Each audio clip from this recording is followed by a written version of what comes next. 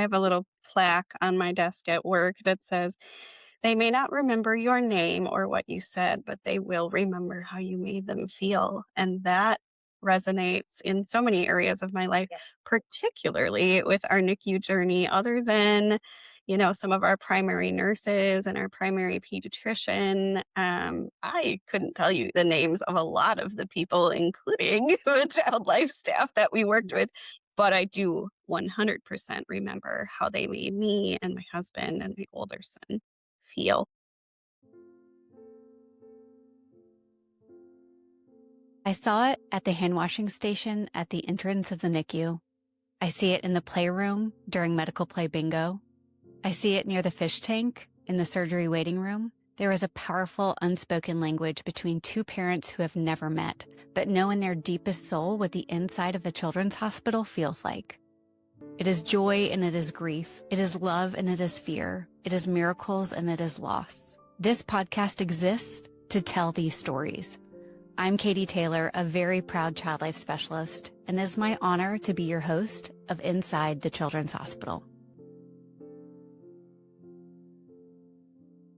Hello, my friends. I'm so happy to have you here today. Welcome back to Inside the Children's Hospital. I'm Katie Taylor, a certified child life specialist.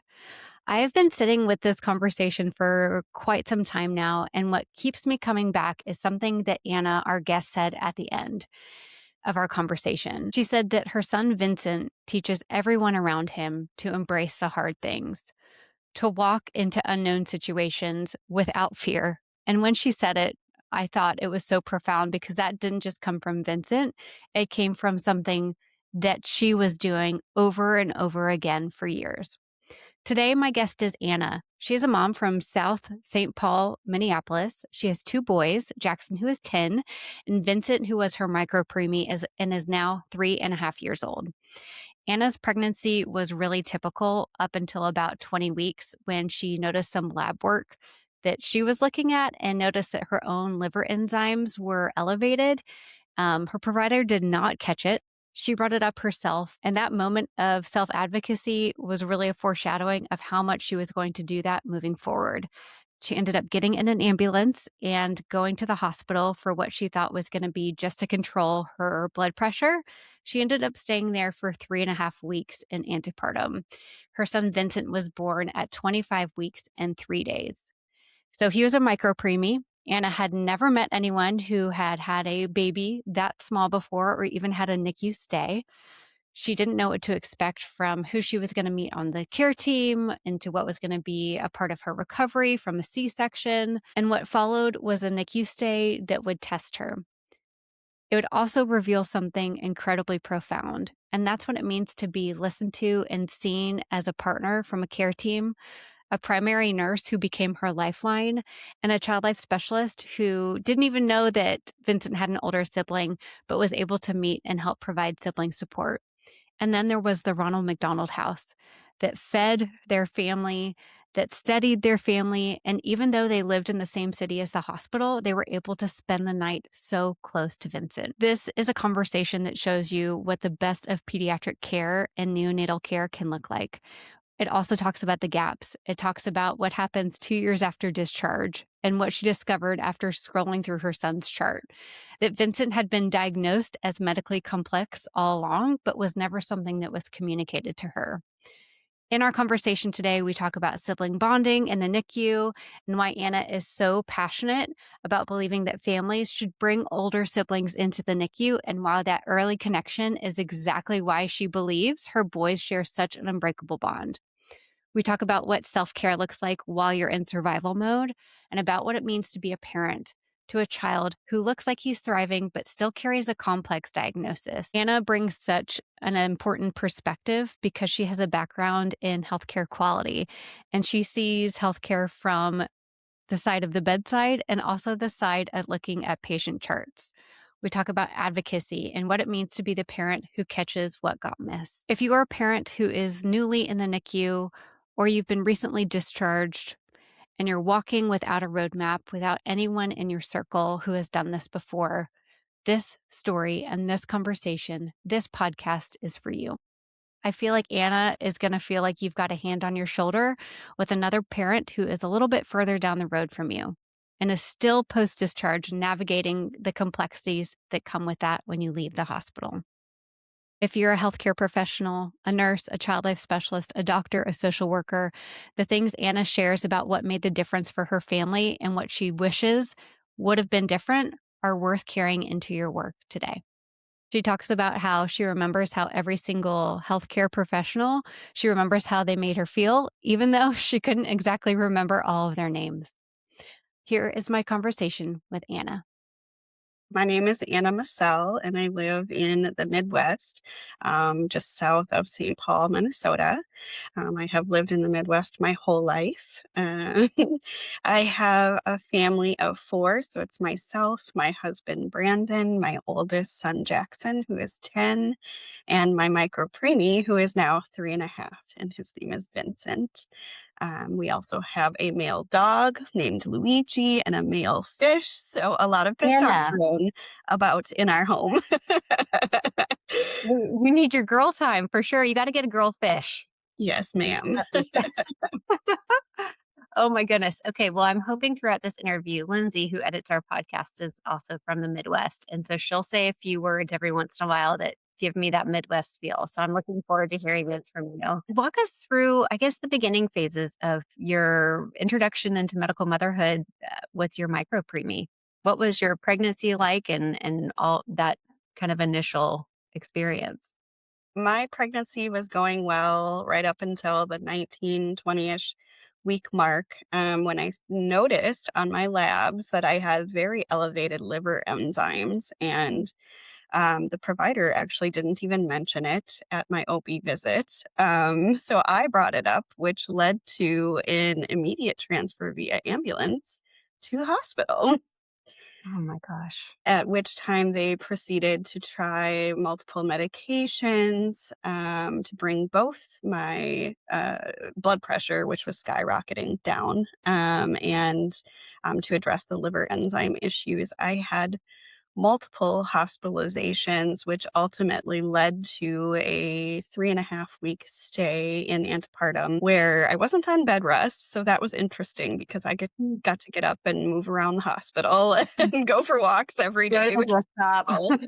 But terrifying, Yeah. I was in this hospital really feeling quite okay, but knowing that these, elevated liver enzymes and elevated blood pressure, which struggled to control the entire time that I was in the hospital, was affecting the vitality of my son.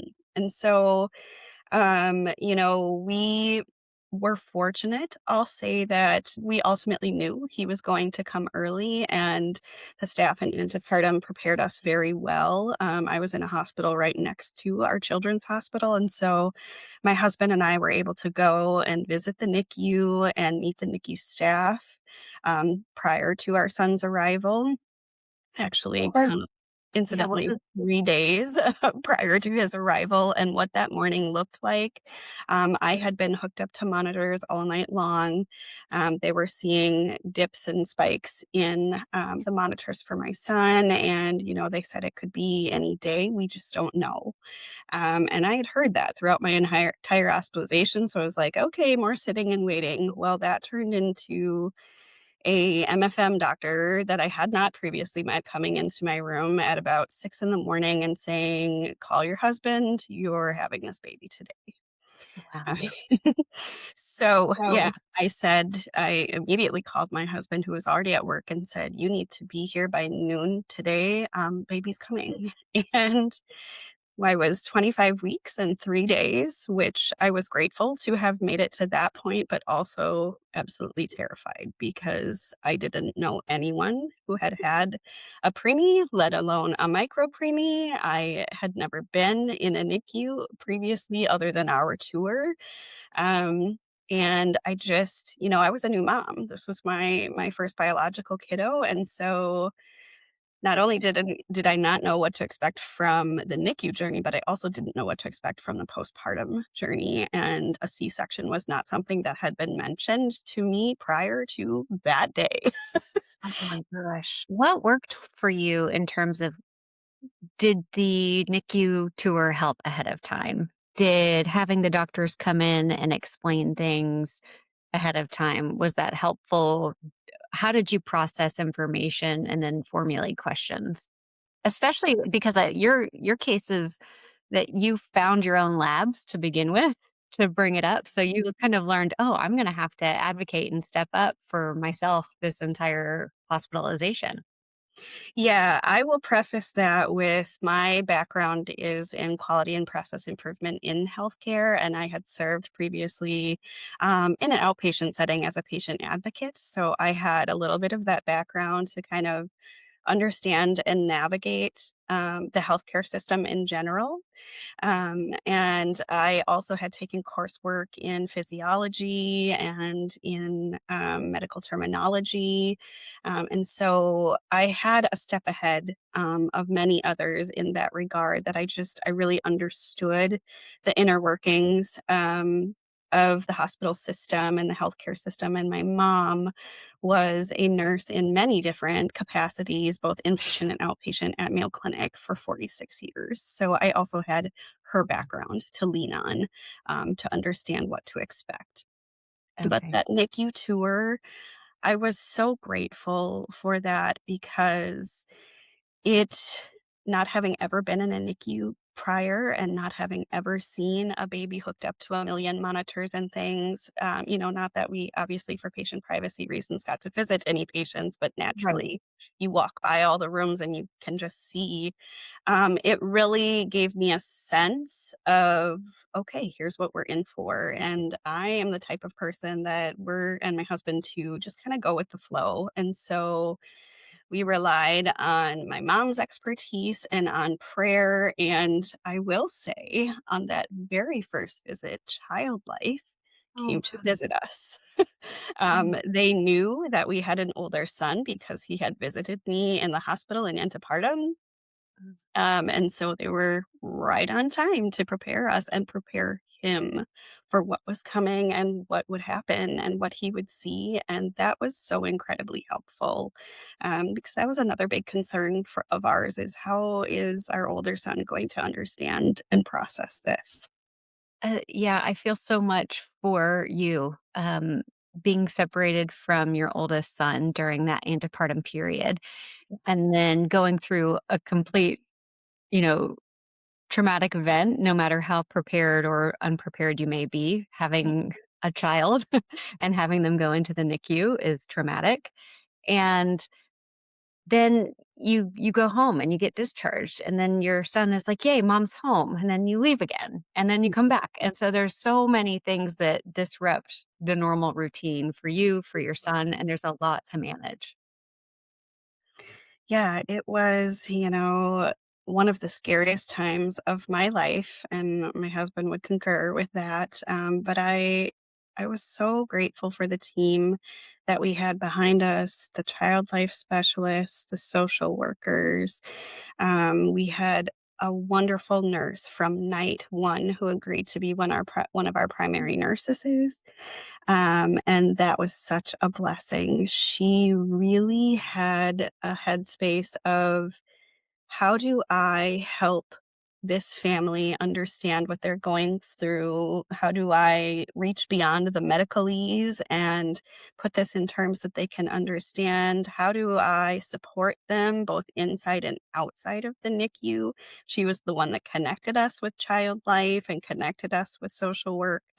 Um, and then Child Life also connected us with the Ronald McDonald House, which I'd like to put a plug in for also because they Mm. were such a blessing in our journey. Even though we lived, in the same town as the hospital that our son was in, my husband and I quite quickly went back to working, after our son was born, and so we were juggling working full time and being in and out of the NICU and trying to manage dinners and anything else for my older son in between, and the Ronald McDonald House was right there to support us with that. Yeah. Do you mind if we go in a little bit into your oldest son's experience with visiting the NICU and what worked well and what didn't work well, and what did you learn along that long stay?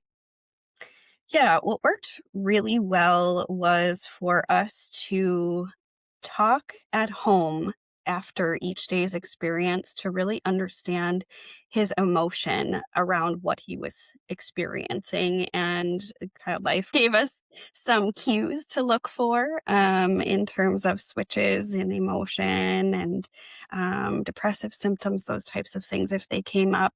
They also gave some great distraction. So, things like coloring books, they were able to connect us with getting him a Switch game system to play on while he was in the hospital and just really making the NICU feel like an extension of home, which I know sounds absolutely ludicrous, but they did a beautiful job of it.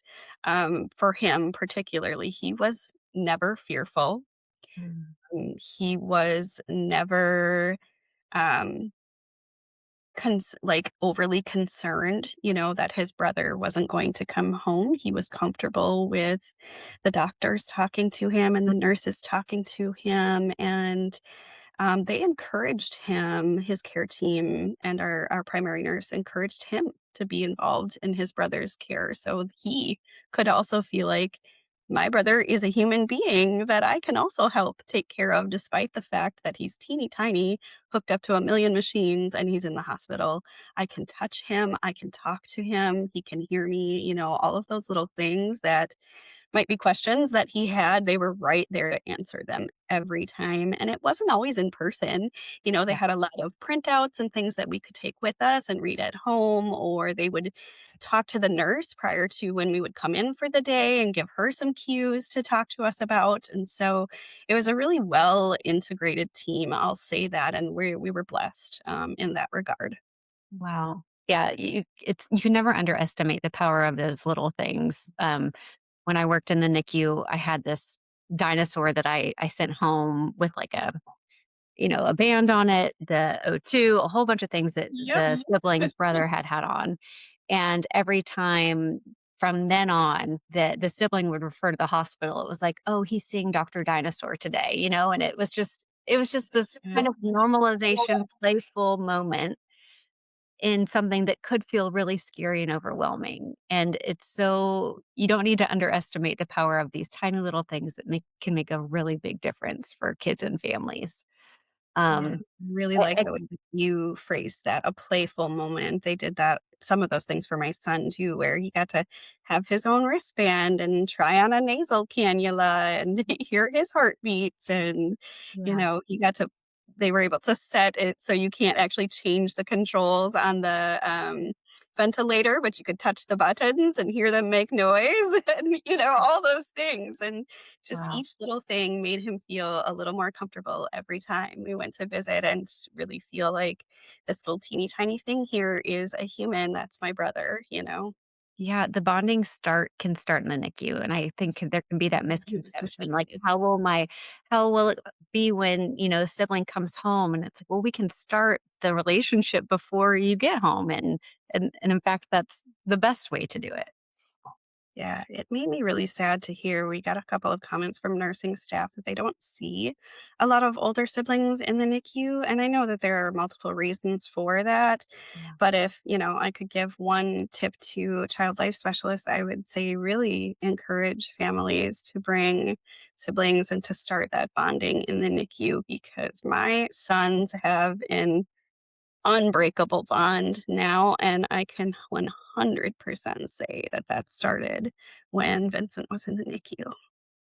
Goodness. Thank you. I will absolutely share that. Yeah. How are you doing during this time? Like, the idea of self-care can't even exist, right? Because the self-care is shower and, like, sleep. How did you find yourself move through those long weeks and months in the NICU? Yeah, I made a point to really well, first, when I was in the hospital, I read a very long, probably 700-page book about what to expect with a micro preemie, and the hospital had a whole library of books and things that I could read. So I loved that. I read that cover to cover multiple times while I was in the hospital. And that also helped me really understand what to expect. There was a chapter in that book about postpartum and about taking care of yourself after baby comes. So I made notes in a little notebook as I was reading along and made sure to go back to those after the Yeah. fact and say, what can I do each day to help myself? And I have to give credit to my husband for really helping us to live as normal of a life as we could. In those times, he's well, I don't know the many reasons I married him. He's a silly, joyful guy, and he's able to just bring moments of joy into really scary moments in general. And so I leaned on him a lot, but I also leaned on our care team to really understand what what we could anticipate from day to day. They couldn't always give us answers to questions that we had, but if they didn't have an answer, they would find someone who did. And so I really appreciated that. I was encouraged from the very beginning to not stay in the NICU. Go Mm. home, shower, take a bath, take care of yourself. And I had some pretty good self care practices leading up to my pregnancy and in my pregnancy that I was able to carry on when I got home. So little things like taking a 5-minute walk in the morning before work or, stepping outside and putting my feet in the grass, though most of the time it was winter, but Yeah. I digress. Of putting my hands in the snow, at some point, getting some sunshine on my face, making sure that I was still connecting with friends and family. I created a Care Bridge page for Vincent, and that was the way that I was able to really just update everyone in an easy, transparent way about what was happening in his care journey. But it also allowed me a little bit to tell my story along the way and to really remind myself, did I do anything for myself today? Or am I solely focused on Vincent and his care? So just those little touch points. Again, I will give kudos to the care staff for supporting me and being able to feel confident in leaving the NICU, leaving my baby alone. Yeah. I never felt like I didn't know what was happening. I never felt like we were in the dark with his cares, and I never felt guilty for taking care of myself because I knew one of the main things that I could do, one of the only things that I could do for my son besides kangaroo care was to pump and provide breast milk for him. And in order to be able to do that, I had to keep my own health up and my Yeah. nutrition and hydration and all of those things. And a part of that was just being at home in my own space to Yeah. allow for that. Yeah. And my wish would be that every parent felt that supported and the ability to do it. I think so many outsiders can think, how can you walk away from the NICU? And it's never easy. Every time you walk Oh, out the no, doors to your car and leave, your heart is breaking.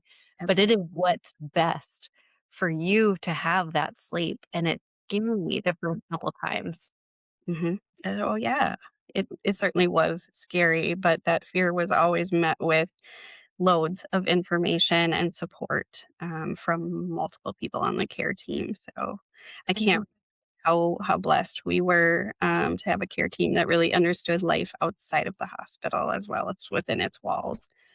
And when you return, you feel the effects of being a little bit more refreshed. You have Oh, big for decisions sure. to make every time you're there.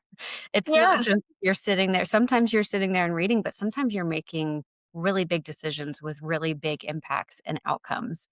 And so parents sleeping, parents eating, parents taking care of themselves. This is the exact reason I have this podcast because the way you feel matters and Mhm. it directly affects how your child does in the hospital. Oh, it does, absolutely. I have a little plaque on my desk at work that says, "They may not remember your name or what you said, but they will remember how you made them feel." And that resonates in so many areas of my life, particularly with our NICU journey, other than, some of our primary nurses and our primary pediatrician, I couldn't tell you the names of a lot of the people, including the child life staff that we worked with, but I do 100% remember how they made me and my husband and my older son feel. And now a word from our amazing sponsors. This episode is sponsored by Moog Medical. I want to share a story from one of our own Child Life On Call team members, Lindsay, because her experience truly shows what makes Moog stand out. As both a professional and a parent, Lindsay knows the world of pediatric healthcare. When her own son needed enteral feeding, she chose the Moog Infinity Pump, and the difference it made for her family was incredible. One of the things Lindsay appreciated most was the customization of alerts. Instead of the overwhelming alarms or confusing notifications, she was able to tailor the pump's alerts in a way that supported her son's needs and reduced stress at home. She often talks about how much calmer and more manageable feedings become once she could personalize the settings. And then there's the design. The Moog Infinity Pump is lightweight, sleek, and easy to carry, which matters so much more than you realize until you're using it every single day. Lindsay loved that it didn't add bulk or frustration to her son's routine, and as a mom on the go, the simplicity and portability made a world of difference. And something that gave her even more peace of mind was Moog's 24/7 customer care line. Knowing that real support was always available, day or night, meant she never had to troubleshoot alone. For a parent managing medical needs around the clock, that kind of dependable access makes all the difference. As part of our Child Life On Call team, Lindsay is proud to share her positive experience with other caregivers and professionals who want equipment that truly supports the child and family. To learn more about the Moog Infinity Pump and the full line of enteral feeding solutions, visit moogmedical.com. That's MOOG medical.com. I want to pick your quality brain right now. I'm like a Yeah. little bit of a nerd about this. I'm working with a hospital right now on a quality improvement project. What are some of the things you noticed in the NICU discharge or even life after the NICU that you have felt because you've experienced it now from the patient caregiver lens that Mhm. you really noticed could be improved in the patient and family experience in healthcare? Oh, that's a big question. Right? I'm glad you asked. I would say I can't reiterate enough understanding those, what do we like to call them now? The social determinants of health outside of the walls of the hospital. What does a family's support system look like or not look like? What challenges do they have in getting there to see their child? What is areas do they have for, a meal train or connection with a Ronald McDonald House, for parking? Like, all of these things, there are many hospitals that have social workers and have child life that can address those things, but there are many that don't. And so, I think it's really key to, build into the operations of everyday interaction with patients that you're not just interacting with the patient, you're also interacting with their family, and you need to understand particularly in the NICU what support families have outside of those walls and help to build that if they don't have support. Like I said, we were incredibly blessed to have the support that we had from family and friends and from our care team, who was very well integrated. But in instances where some of those greater supports aren't available within the hospital, they don't have the staffing, it's critical to teach all the staff to think of not just the patient and the family, but the family as a unit, and their experience outside of those walls is like, because you get, as a caregiver, you get, or care team member, you get so wrapped up in the everyday, the mundane. I do this all the time. It's really easy to forget that there is a life outside of those walls for this family, and there are challenges outside of those walls for families that, if you don't address, really makes an impact on their experience and even their child's care, um, within the walls of the hospital. I know it truly it's I don't want to say it's a burden. That's not the right word because I know that nurses didn't go to nursing school to know exactly what the parking structure should look like for Right. families. However, if there is one social worker to 80 babies in a NICU, Mhm, that then becomes every care team member's responsibility to make sure that every family member does absolutely. that. Yep, And, I get that that's not fair, and that's not why you went to nursing school or became a doctor or an OT or a PT. for sure. Um, there's so much about this that speaks to me because we have this app called Support Spot, and it's so that as soon as you're admitted to the hospital, you get immediate access to all of these things that not everybody knows, but every family needs to know. And it's the simple things like Sure. lodging close by or where to park exactly like you said, or what's happening in the playroom in 2 weeks, and can your sibling come all those things that is just Yes. for wraparound care. Yeah, oftentimes there are even community resources to fill those gaps, and it's just a matter of making a first connection Connection, yeah. for a family. It doesn't have to be extensive. It can be as simple as we have a checklist for admission and for discharge that on that checklist doesn't just address the patient, but it addresses Right. the family needs as well. You've got it, you've got it. Well, I know your journey didn't end discharge day in the NICU, and that you have, continued to enter medical motherhood. Yeah. What have you learned since discharge from the NICU, and what has it been like for you navigating care and family life and everything that's come after? It's been a whirlwind.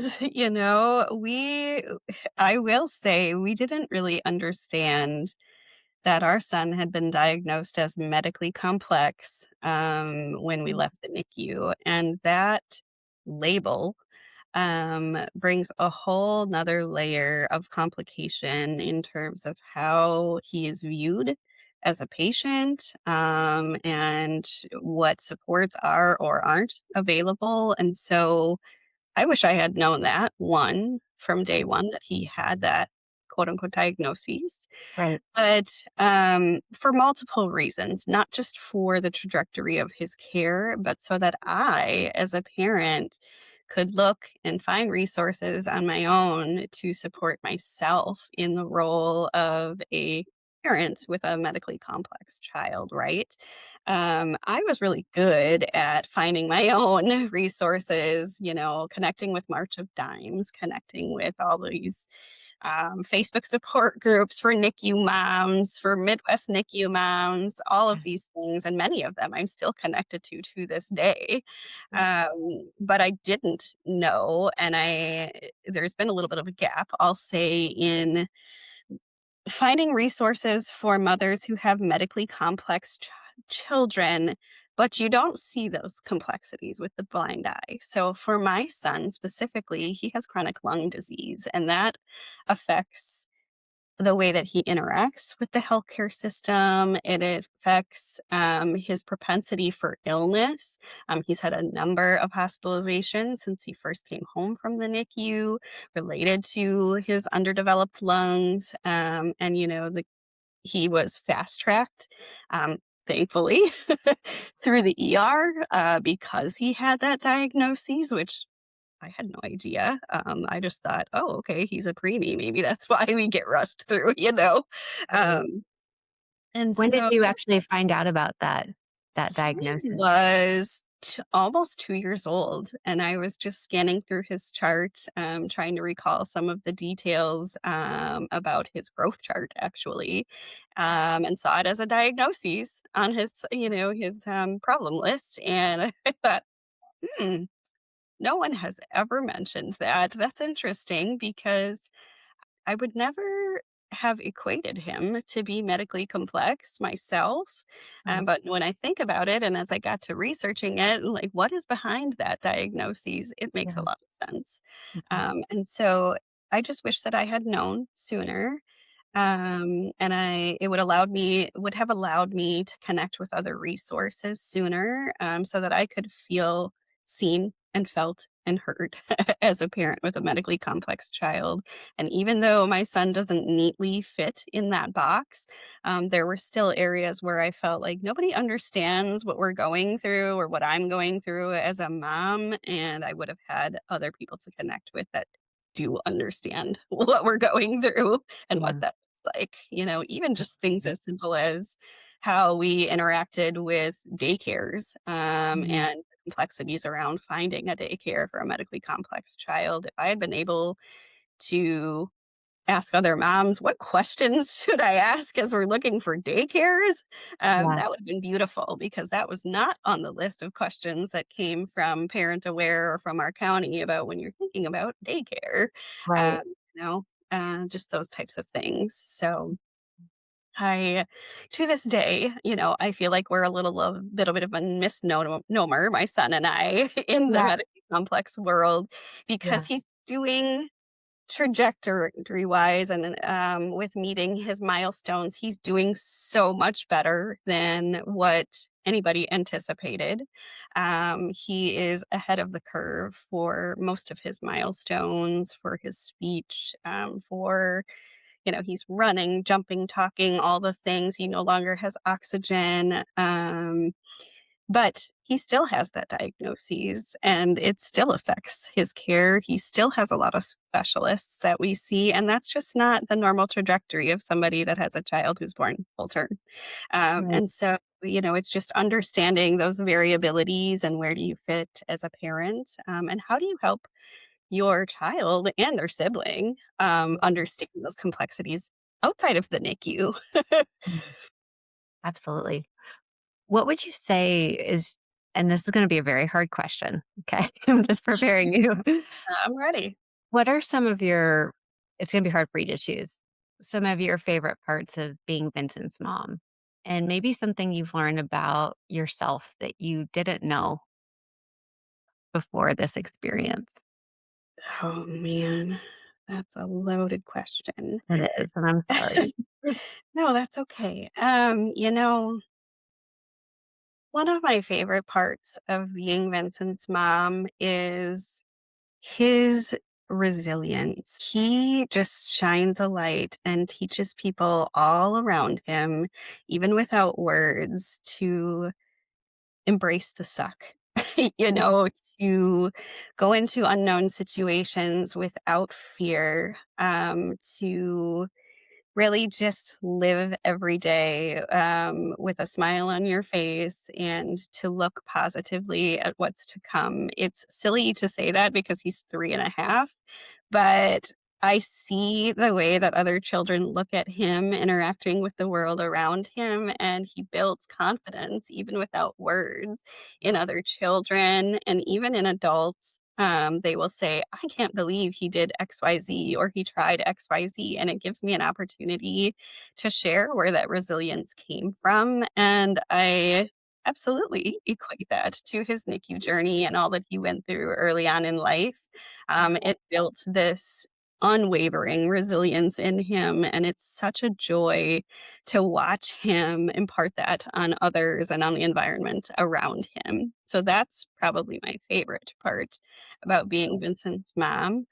My second favorite part about being Vincent's mom is seeing the interaction that he has with his brother. We didn't know, so they're 8, almost 9 years apart, Yeah. and we didn't know how all of that was going to go. That age gap and the fact that they're not biological siblings, but those two just have an undeniable bond that we could never have imagined. And I see it grow more and more as Vincent gets older and as he talks more. And you would think right now that he's like 7 or 8, but how he talks, he's like using full sentences and it's Wow. crazy. And it's so fun. It's so fun to see. My older son is just very nurturing, to begin with, and so it's very fun to see him to be able to use that skill set with his brother and to love on him and nurture him and grow from his experiences and teaching his brother new things or learning from his brother. My oldest son is also much more trepidatious than Vincent is. He's very cautious. And so Vincent has imparted his Yeah. resiliency upon Jackson and helped him to, embrace hard things or to go into things with a little more confidence.